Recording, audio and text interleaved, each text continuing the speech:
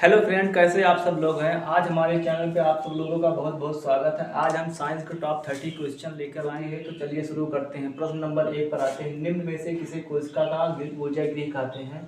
तो ये जो ऑप्शन है, ऑप्शन ए है यकृत, ऑप्शन बी है राइबोसोम, ऑप्शन सी है माइटोकॉन्ड्रिया और ऑप्शन डी है केंद्रक। तो अगर हम ऑप्शन ए की बात कर ले तो यकृत जो शरीर की सबसे बड़ी ग्रंथि है जिसमें भोजन पचता है। और ऑप्शन बी है राइबोसोम, राइबोसोम को हम प्रोटीन की फैक्ट्री भी कहते हैं। तथा ऑप्शन डी है केंद्रक, केंद्रक वो जो कोशिका में पाया जाता है। तो इसमें से जो सही उत्तर होगा वो होगा माइटोकॉन्ड्रिया। माइटोकॉन्ड्रिया प्रोकैरियोटिक कोशिका में पाया जाता है। अब हम प्रश्न नंबर 2 पर आते हैं। लवक कितने प्रकार के होते हैं। तो इसमें जो ऑप्शन है, ऑप्शन ए है 2, ऑप्शन बी है 6, ऑप्शन सी है 3 और ऑप्शन 5 है, ऑप्शन डी है 5 प्रकार की। तो इसमें जो ऑप्शन सही होगा वो ऑप्शन सही होगा 3। लवक 3 प्रकार के होते हैं। जैसे हरित लवक होता है, एक होता है हरित लवक और दूसरा होता है अवर्णीय लवक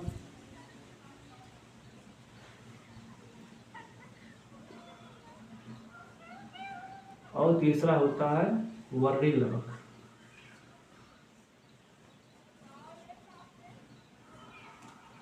पर आती है पत्तियों का रंग पीला क्यों हो जाता है। तो इसमें जो ऑप्शन बनता है वो lysosome, option b carotene, option c हरित लवक और ऑप्शन डी विटामिन।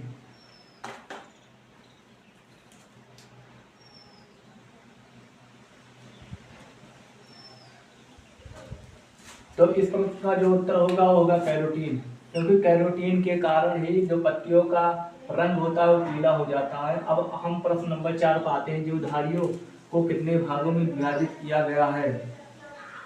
तो इसमें जो ऑप्शन है 7, ऑप्शन बी है 6, ऑप्शन सी है 9 और ऑप्शन डी है 5। तो इसका जो सही उत्तर होगा वो होगा 9, 5। 5 अपॉन कौन से वो है मुनेरा,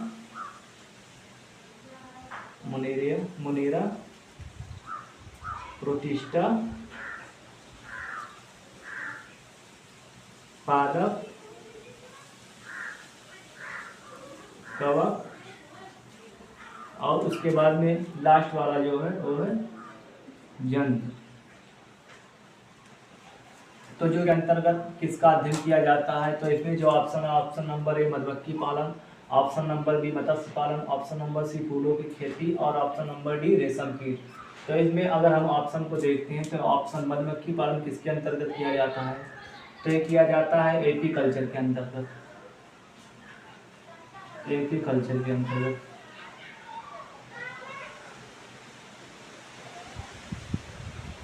उसके बाद में जो मत्स्य पालन है ये पीसी कल्चर के अंतर्गत किया जाता है, पीसी कल्चर के अंतर्गत किया जाता है। और जो रेशम कीट है वो सेरी कल्चर के अंतर्गत किया जाता है, सेरी कल्चर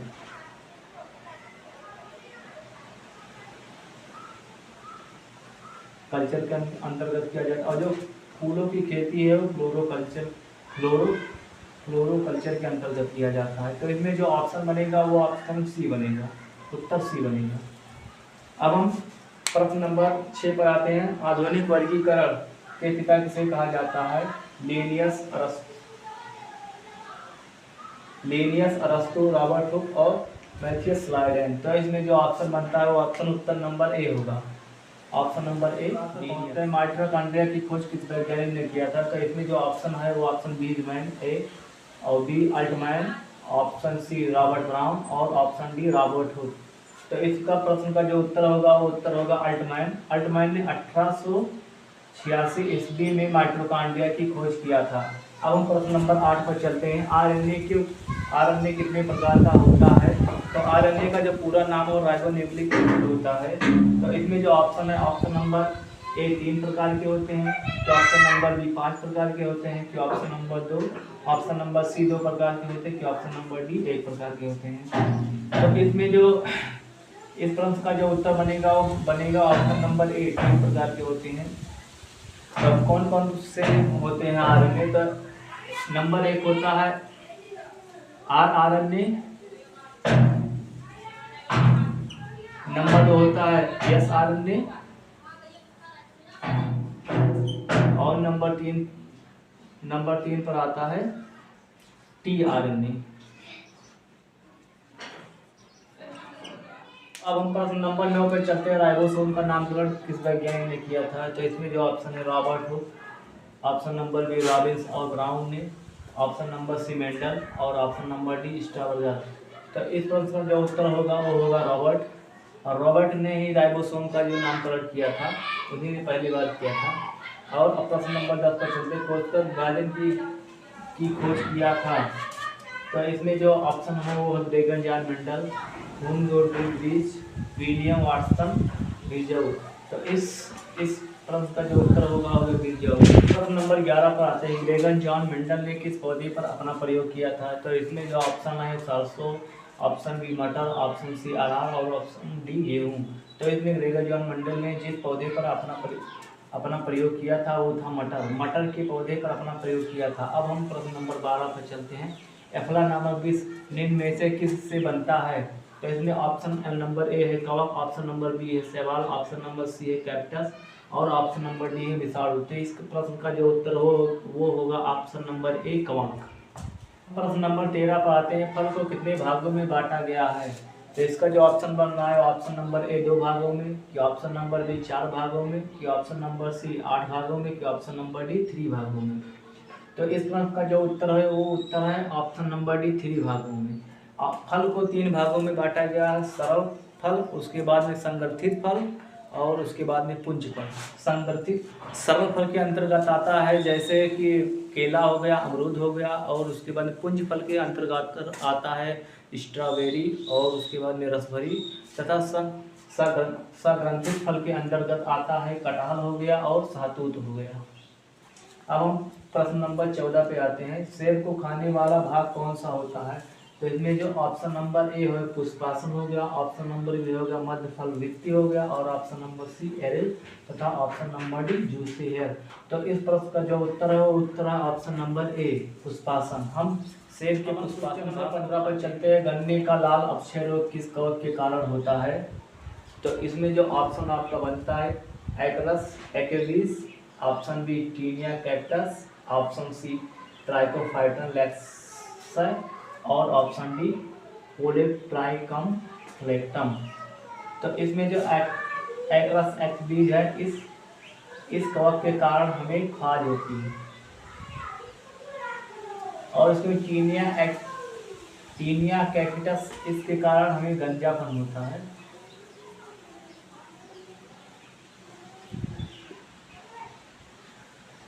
गंजापन होता है और उसके बाद ट्राइकोफाइटन लेक्सस को इसके कारण हमें दाद होता है। और जो हमारा ये डी ऑप्शन है यही हमारा उत्तर सही होगा, क्लोट्राइकम फ्लेक्टम। इस कवक के द्वारा ही गन्ने का जो लाल अक्षय रोग होता है वो होता है। तो इसका जो उत्तर होगा ऑप्शन नंबर डी होगा। अब हम प्रश्न नंबर 16 पर चलेंगे। जीवाणु की खोज किस वैज्ञानिक ने की थी? तो इसमें जो ऑप्शन है इसमें ऑप्शन जो आपका है Steinberg, option B Antonie Leeuwenhoek, option C Ivanovsky और ऑप्शन डी रॉबर्ट हुक। तो जीवाणु का जो खोज किया था ये था एंटोनियन ल्यूनहाफ, जिनका जन्म हालैंड में हुआ था,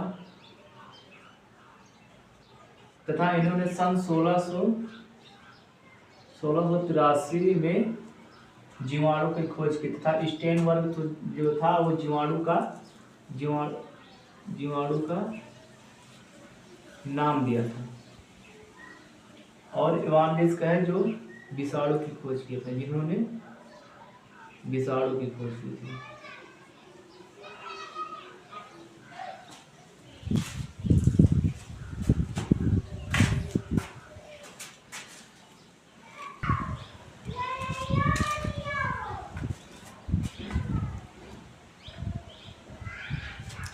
तो अब हम क्वेश्चन नंबर 17 पर चलते हैं। वर्मेलिया सेक्टेरियस का उपयोग किस रोग की दवा बनाने के लिए किया जाता है? तो इसमें ऑप्शन है हैजा, बुखार, दाद और मिर्गी। तो इस प्रश्न का जो उत्तर है वो होगा मिर्गी। मिर्गी में जो परमेलिया ग्लेसियस का दवा का जो उपयोग किया जाता है उसे बनाने के लिए किया जाता है। प्रश्न नंबर 18 है, निम्न में से सबसे बड़ा गुणसूत्र किसमें पाया जाता है? साइकस, शैवाल, जानवर या मनुष्य? तो इस प्रश्न का जो उत्तर होगा वो उत्तर होगा शैवाल। शैवाल में सबसे बड़ा गुणसूत्र पाया जाता है। तो अब हम प्रश्न नंबर 19 पे आते हैं। फलों को पकाने के लिए प्रयोग किया जाता है ए एथिलीन, बी ट्राइमेटिन, सी फ्लोरोजेंस और डी एप्सिनिक। तो इस प्रश्न का जो उत्तर हो वो एथिलीन। एथिलीन का प्रयोग फलों को पकाने के लिए किया जाता है। प्रश्न नंबर 20 है, लौंग पौधे के किस भाग से प्राप्त होता है?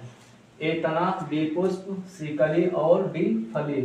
तो इसका जो उत्तर होगा वो होगा कली। कली के द्वारा हमें लौंग प्राप्त होता है। नंबर 21 है, 2,4-D क्या है? ए उर्वरक, बी खरपतवार नाशक, सी फसल, डी रोग। तो इसका जो सही उत्तर होगा वो होगा खरपतवार, ऑप्शन नंबर बी। अब हम प्रश्न नंबर 22 है, मटर में मार्स नामक रोग किस तत्व की कमी से होता है? तो इसमें जो ऑप्शन है potassium, option b zinc, option c manganese और ऑप्शन डी तांबा। तो इस प्रश्न का जो उत्तर होगा वो होगा option number c manganese. Manganese तत्व के कारण ही मटर में मार्स नामक रोग होता है। प्रश्न नंबर 23 है, नारियल को कौन सा भाग खाने योग्य होता है? ऑप्शन नंबर ए फल भित्त, ऑप्शन नंबर बी भ्रूणपोष, ऑप्शन नंबर बी बीजांडसन, ऑप्शन नंबर डी पुष्पवृत्त। तो इस प्रश्न का जो उत्तर होगा वो होगा भ्रूणपोष। नारियल का भ्रूणपोष खाने योग्य होता है। प्रश्न नंबर 24 है, परागकण कितने प्रकार के होते हैं? Option number a 2, option number 3, option number b 3, option number c 5 और ऑप्शन नंबर डी 4।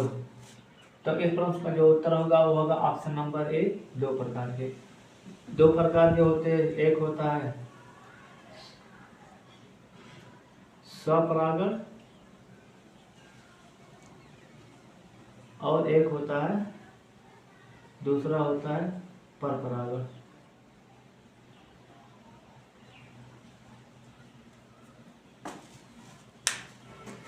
प्रश्न नंबर 25 क्या कहता है कि प्रयोगशाला में बनने वाला प्रथम तत्व कौन सा है? जिंक है, मैग्नीज है, कॉपर है, यूरिया। तो इस प्रश्न का जो उत्तर होगा वो होगा option number D urea. Urea जो है प्रयोगशाला में बनने वाला प्रथम तत्व था। प्रश्न नंबर 26, इंसुलिन नामक दवा किस रोग में दिया जाता है? तो इसमें जो ऑप्शन है वो ऑप्शन है ऑप्शन नंबर ए दमा, option number b TB, option number c हृदय रोग और ऑप्शन नंबर डी मधुमेह। तो इस प्रश्न का जो उत्तर होगा वो उत्तर होगा मधुमेह। मधुमेह नामक रोग में इंसुलिन नामक जो दवा होती है वो दी जाती है मधुमेह रोगियों को। नंबर 27, प्लास्टर ऑफ पेरिस यानी कि पीओपी प्राप्त किया जाता है इनमें से कौन? ऑप्शन ए है सोडियम कार्बोनेट से, ऑप्शन बी है जिप्सम से, ऑप्शन सी है यूरिया से या ऑप्शन डी है कार्बन से। तो इस प्रश्न का जो उत्तर बनता है वो ऑप्शन नंबर बी जिप्सम से। जिप्सम से हमें पीओपी मिलता है। प्रश्न नंबर 28 पर हम आते हैं, वनस्पति विज्ञान के जनक निम्न में से कौन से है? तो इसमें से ऑप्शन नंबर ए बनता है थियोफ्रेटस या डब्ल्यू वेल्टियर या एस वेंजर या डी आरेनवर्ग। तो इस प्रश्न का जो उत्तर होगा वो होगा थियोफ्रेटस को वनस्पति विज्ञान का जनक। नंबर 29 है, तारपीन का तेल हमें किस पेड़ से प्राप्त होता है? तो इस प्रश्न का जो उत्तर है वो है चीड़ पेड़ से हमें तारपीन का तेल प्राप्त होता है। और प्रश्न नंबर 30 है, टेनिस गेंद जैसा फल निम्न में से कौन सा है? इसमें ऑप्शन बनता है शरीफा, ऑप्शन बी है कैथ, ऑप्शन सी है आम और ऑप्शन डी है पपीता। तो इस प्रश्न का जो उत्तर बनेगा वो है कैथ, क्योंकि कैथ जो फल होता है वो टेनिस के बॉल की तरह होता है। तो अगर ये वीडियो आपको अच्छी लगी तो हमारी वीडियो को लाइक कर दें और अगर हमारे चैनल पर आप नए हैं तो हमारे चैनल को सब्सक्राइब कर दीजिए। धन्यवाद।